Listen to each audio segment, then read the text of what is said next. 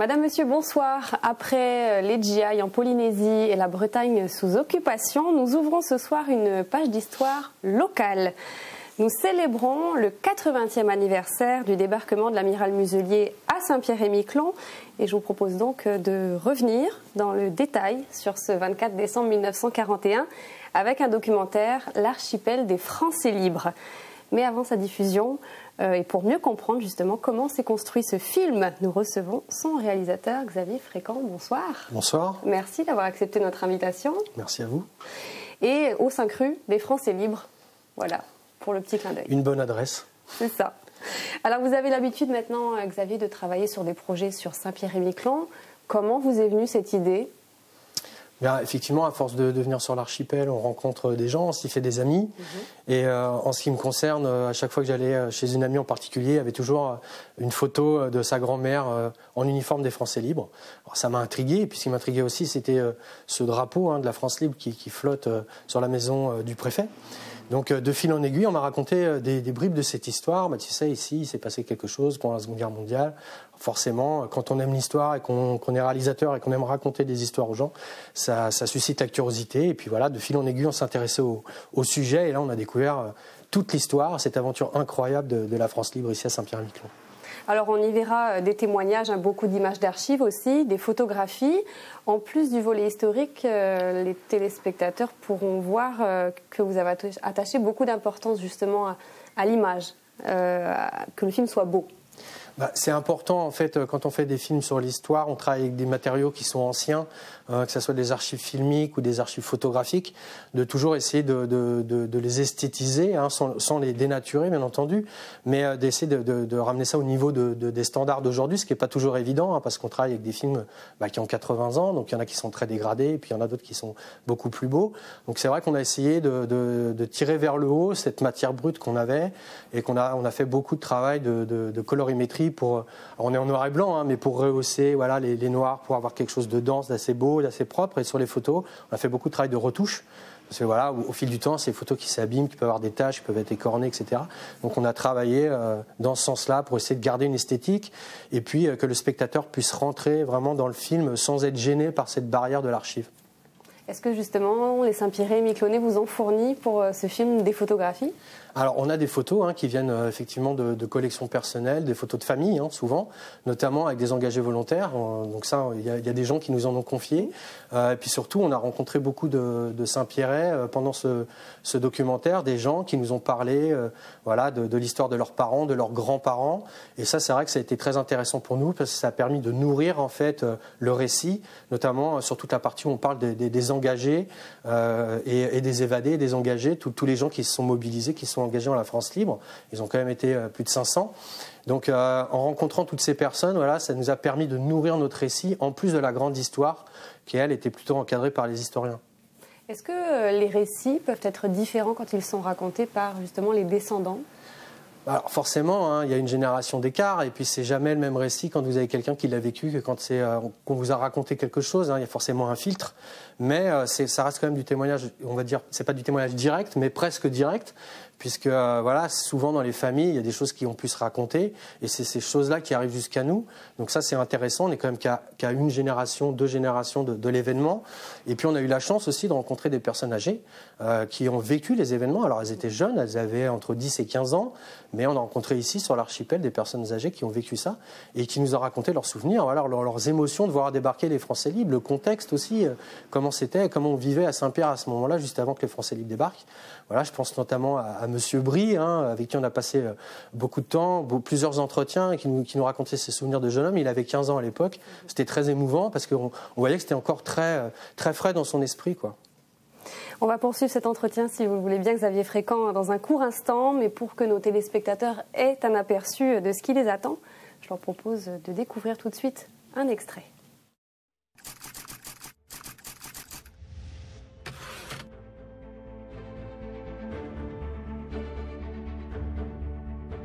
Le 24 décembre 1941, à la surprise générale, l'amiral Muselier et ses forces navales françaises libres libèrent les îles de Saint-Pierre-et-Miquelon de la tutelle de Vichy.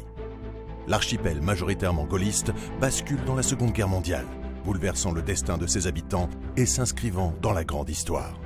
Pendant plusieurs semaines, ce confetti de l'Empire se trouve au cœur d'une crise diplomatique aiguë entre Washington et la France libre.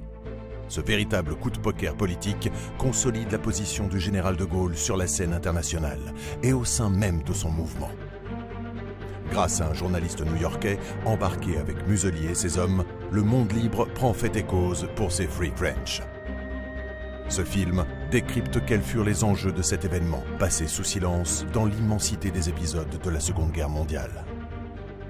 La France libre a pris Saint-Pierre. Ça, je me souviens, je la vois encore. Hein. La prise de Saint-Pierre-et-Miquelon est vraiment un acte fondateur de la méthode de Gaulle. C'est une opération qui va nourrir la popularité de Muselier. On sait que Saint-Pierre a payé cher quand même pour une petite population comme ça. Je suis très fière de l'engagement de mon père parce que même si je l'ai compris tard, j'en suis très fière. L'archipel des Français libres, bientôt sur la première.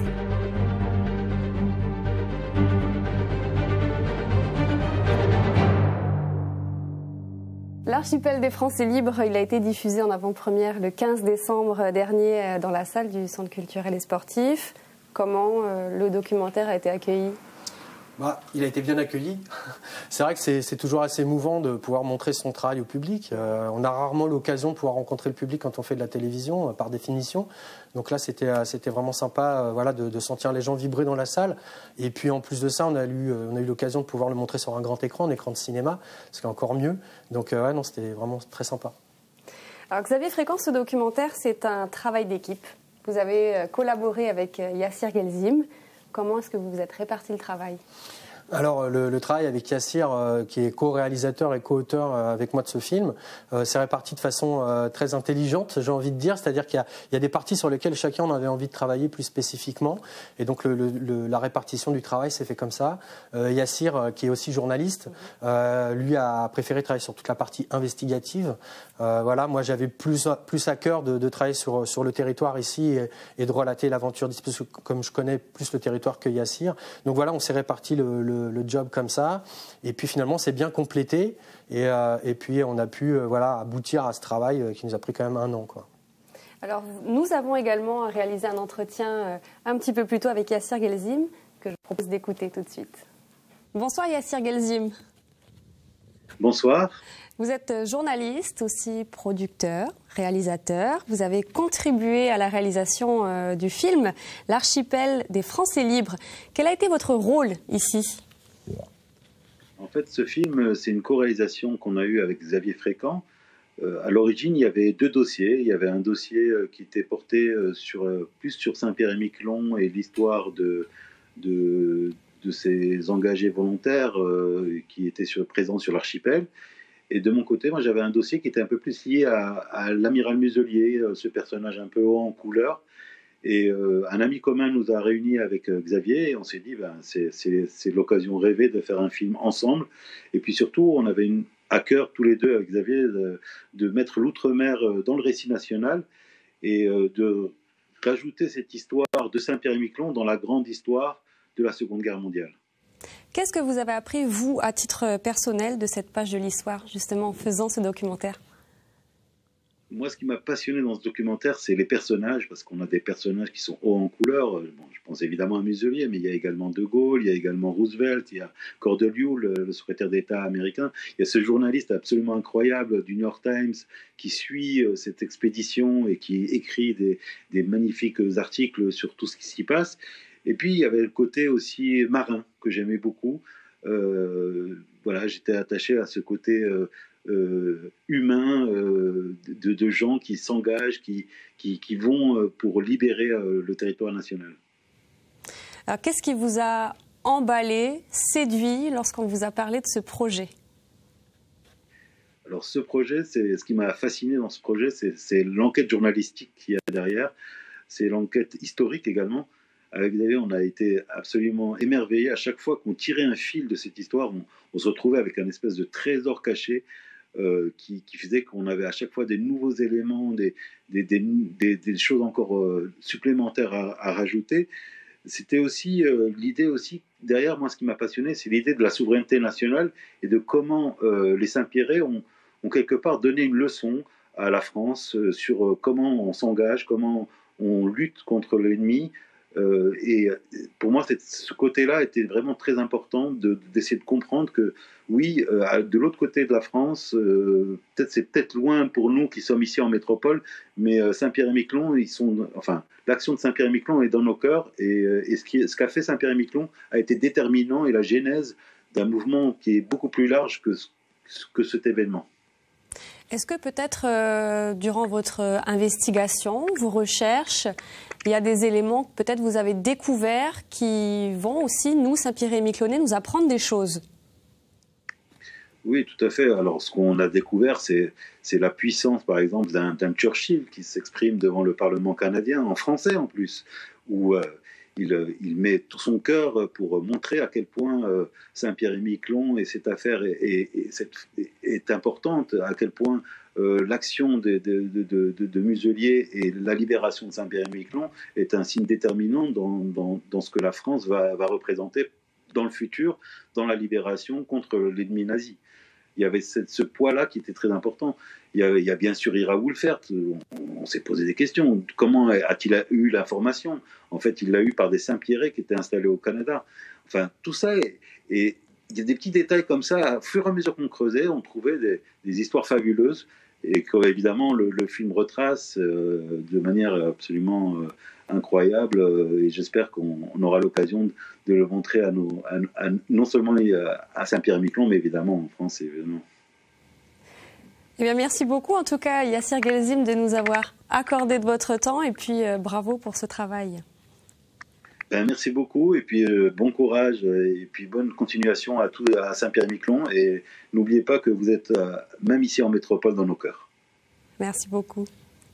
Ce documentaire, c'était au départ un projet de coproduction entre notre station et vous-même. Et puis est arrivée une autre chaîne du groupe France Télévisions, France 5. Qu'est-ce que ça a changé pour vous ?